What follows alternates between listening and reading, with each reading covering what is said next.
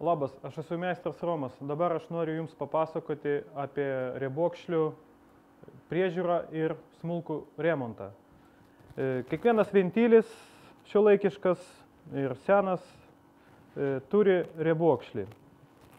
Ir kartais nuo karto reikia jos prižiūrėti, ir reikalui esant arba paveržti, arba paremontuoti.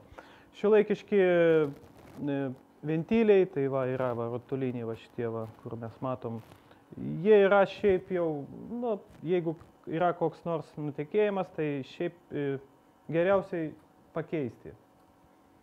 Arba, jeigu jau neturim naujo ir staigiai reikia kažką tai padaryti, tai tiesiog nusukam rankeną ir pažiūrim, ar galim mes tą riebokšlį paspausti arba ką. Todėl, kad ne visi ventiliai šiuolaikiniai turi tos užveržamus riebokšlius. Tai mes matom čia veržlę, tai reiškia, čia dar galima kažką tai padaryti. Arba atsukus, ką nors linų prikišti ir priveržti. Arba tiesiog paspausti paprastai su raktu, kol nenustos kapsėti. Jeigu mes matom, kad nieko nebus iš to, tai tiesiog keičiam naujų. Toliau yra senesnių yra ventilių. Tai čia tų sovietinių, kaip sakoma. Tai yra jie pagrindė bronziniai, tai jos, jeigu jie kapsi, tai irgi galima suremontuoti. Tai tiesiog paprastai nusukam veržlę viršutinį.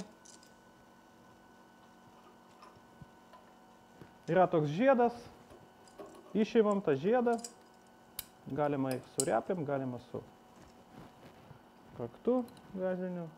Ir paimam linų paprastai ir galim sutepti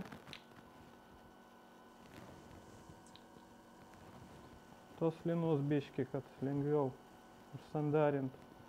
Ir tiesiog sandarinam, sukam aplink štoko ir su atsuktuvu gražiai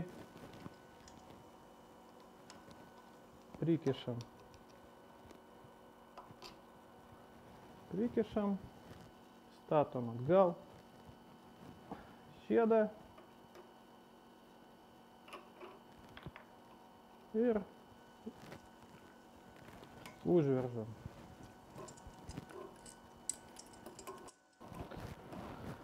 Dar norėčiau paminėti, kada mes šitą visą darbą darom, tai geriausiai reikalingas tas dalykas, kad būtų ventilis pilnai uždarytas.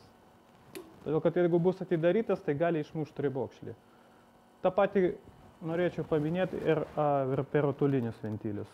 Kada mes kažką tai norim padaryti, remontą ar ką, tai mes turim jį paprasčiausiai užsukti. Vat tokia padėtį. Ir yra dar tokio tipo, kaip prieš manometros, čia bronziniai ventiliai. Tai čia jau, jeigu pradeda tekėti, mes irgi paprastai galim tiesiog paveržti veržlę. Jeigu tas nepadeda, tai čia padės tik tai keitimas jų. Na ir viskas, ką aš norėjau šiandien Jums papasakoti.